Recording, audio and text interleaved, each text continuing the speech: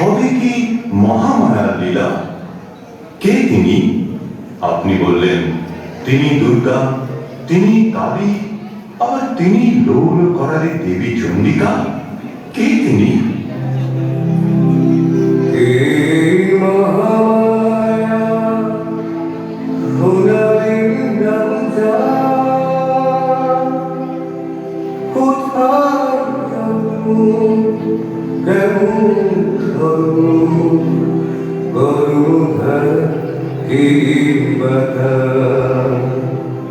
সোনার প্রভু তার কাহিনী শুনে ভরে উঠুক, ধন্য হোক পূর্ণ হোক হৃদয় জীবনটা।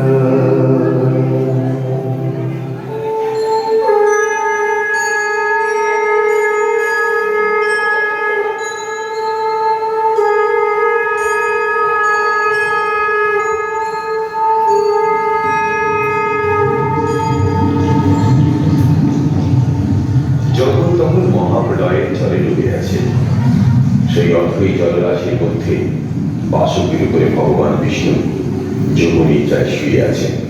সেই সময় বিষ্ণুর দুই কান থেকে জন্ম নিল দুই বিকট দৈত্য।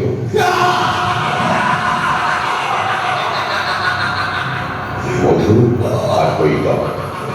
ত্রিলোচন ব্রহ্মা ছিলেন তখন বিষ্ণুর নাতি ভক্ত। মধু আর কৈতব জন্মে আক্রমণ করল ব্রহ্মাকে। ব্রহ্মা তখন ভয়ে আত্মরক্ষার জন্য মহামায়ার স্তব করতে লাগেন।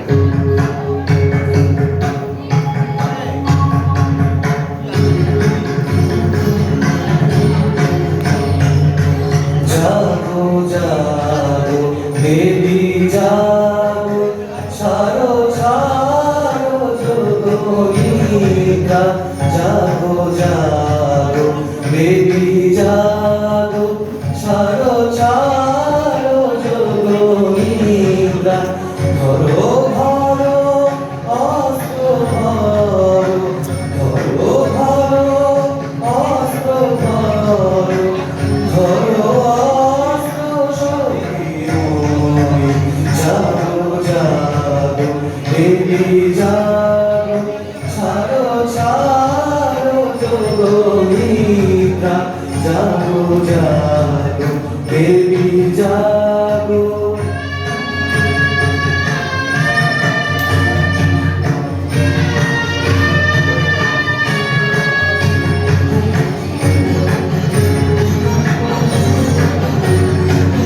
দেবী তুমি দেবযজ্ঞে দানো মন্দ স্বাহা।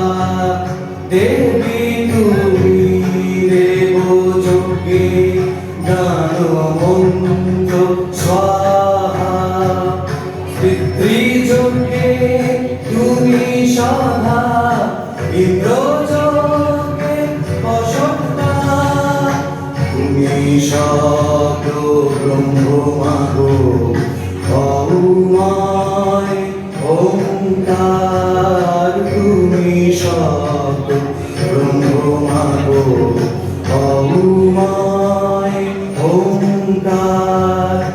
তুমি স্বরূপা কালী, পূর্ণানন্দ ব্রহ্মময়। জাগো জাগো দেবী জাগো, ছাড়ো ছাড়ো যোগনিদ্রা। ধরো ধরো অস্ত্র ধরো, ধরো ধরো অস্ত্র ধরো, ধরো অস্ত্র শক্তিময়। জাগো জাগো দেবী জাগো, ছাড়ো ছাড়ো যোগনিদ্রা। জাগো জাগো দেবী জাগো। ব্রহ্মার আকুল ডাকে বিষ্ণুর ঘুম দেখেন, চোখ মেলেই দেখলেন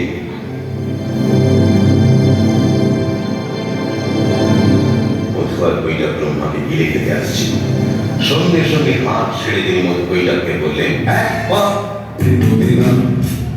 ঘুম থেকেছে রক্ষা তো দেয়া, এক ভেঙেছে আমার রক্ষা করে না এক পা বেরোবে না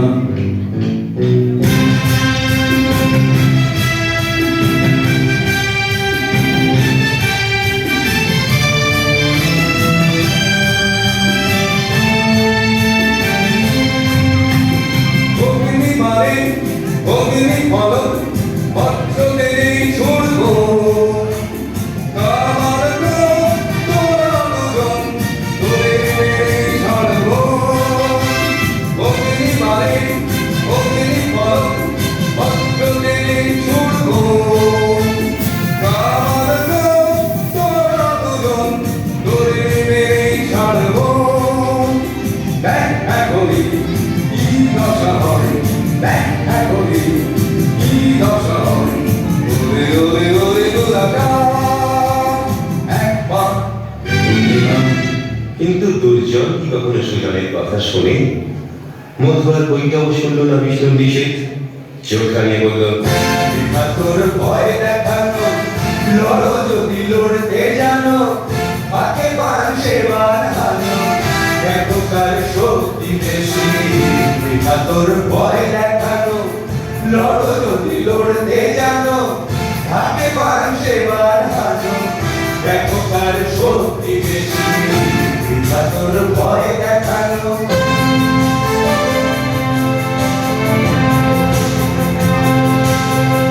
অসুরের পরোয়া কিসে রমিতা রক্তে কিসে অসুরের পরোয়া কিসে রমিতা রক্তে কিসে পাবে না তুলে দিশে দেখে এই মাংস বেশি পাবে না তুলে দিশে দেখে এই মাংস বেশি এটা তোর ভয় দেখানো লড়ো যদি লড়তে জানো হাতে পান সেবার হানো দেখো কার শক্তি বেশি এটা তোর ভয় দেখানো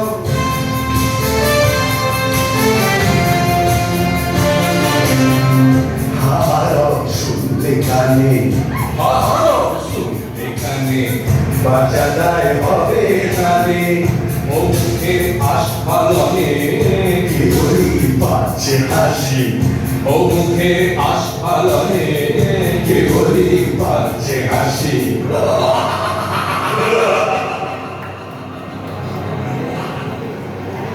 অতএব শুরু হয়ে গেল তুমুল যুদ্ধ। এই যুদ্ধ ছিল একদিন দুদিন নয়, 5,000 বছর ধরে। শেষ পর্যন্ত বিষ্ণুর বীরত্বে মুগ্ধ হয়ে ওই দুই অসুর মধু আর কৈটব বিষ্ণুকে বলল,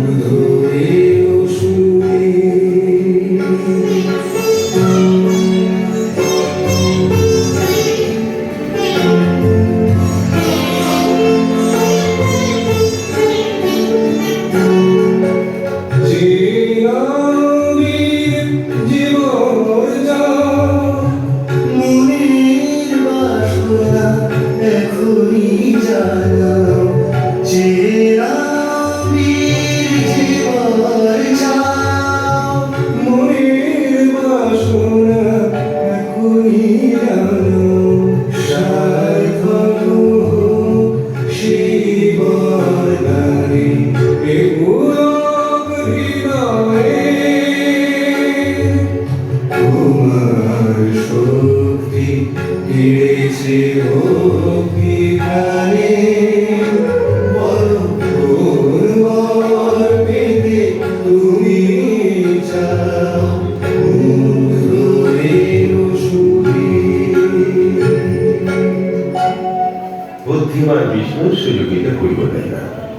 একটু ভেবেই জানালেন, যদি বর দিতে চাও এই বর দাও তোমরা আমার হাতে যেন বধ হও।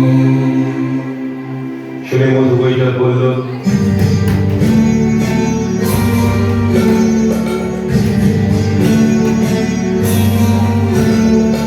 শোনো হে মহান, শোনো হে মহান, শোনো হে মহান, শোনো হে মহান।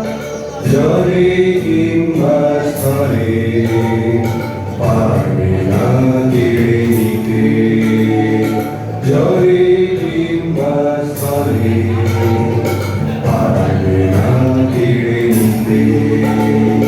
তেরে হেরো প্রাণ, শোনো হে মহান, শোনো হে মহান।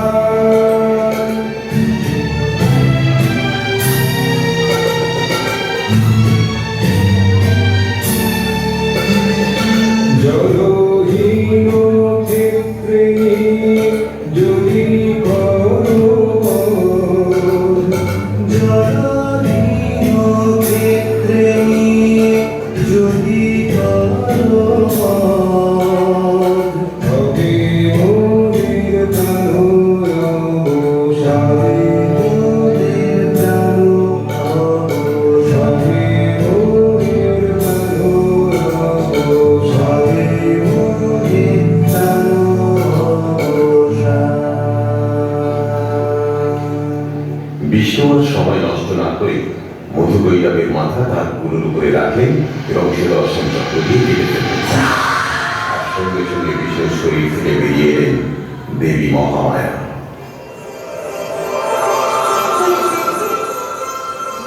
এক অপূর্ব আলোয় চারিদিক ঝলমল করে উঠল। অসুর শক্তিকে শেষ করতে সৃষ্টি হল এক তুলনাহীন শক্তির। यदा यदा हि धर्मस्य ग्लानिर्भवति भारत, अभ्युत्थानम् अधर्मस्य तदात्मानं सृजाम्यहम्।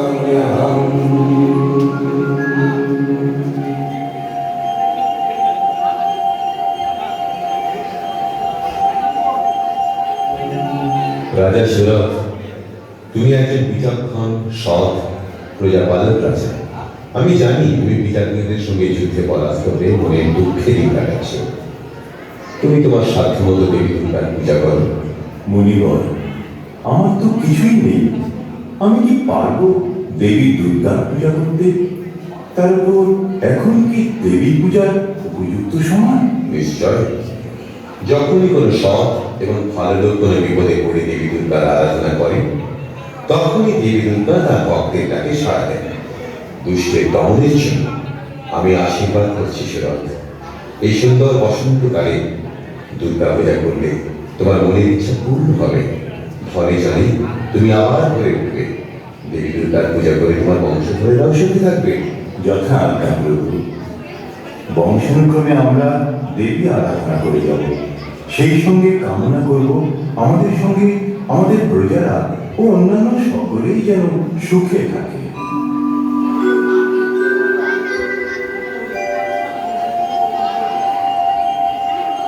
এইভাবে রাজা সুরথের চেষ্টায় আর ভক্তিতে দুর্গা পূজা রূপ নিলেও আমাদের দেশে বসন্তকালে শুক্র। কিন্তু ঠাম্মা, তুমি যে বললে আমাদের দুর্গাপূজা বসন্তকালে শুক্লপক্ষে হওয়ার কথা, তা কোথায়? হয়তো শরৎকাল। তাহলে রিয়া, তুমি ঠিক ধরেছ। তোমরা রামায়ণের গল্প শুনেছ তো? সুরথ রাজা দুর্গা পুজো করার অনেক দিন পরে রাম রাজা তার বউ সীতাকে উদ্ধার করার জন্য রাবণের সঙ্গে যুদ্ধ করার সময় সমুদ্রের সামনে দেবী দুর্গার অকাল বোধন, সেটা ছিল আশ্বিন মাস। তাই বুঝি? তখন থেকে আমাদের দুর্গা পুজো হতে থাকে বসন্তকালের পরিবর্তে শরৎকালে। ভাগ্যিস না পুজো করেছিলেন ঠাকুমা। হুম। তাই তো আমরা দুর্গাপুজোর সময় কত মজা করি। কি সুন্দর বাতাস পাই, আকাশ কত পরিষ্কার থাকে। এই সবই তো হয় শরৎকালে, তাই না ঠাম্মা? ঠিক বলেছিস সুমন। এখন তো সেই শরৎকাল, কদিন বাদেই তো আমাদের পুজো। কথাই ঠিক। সত্যি ঠাম্মা, কি সুন্দর বাতাস বইছে, পাখি ডাকছে। চলো না, আমরা সবাই মিলে গান গাই। বেশ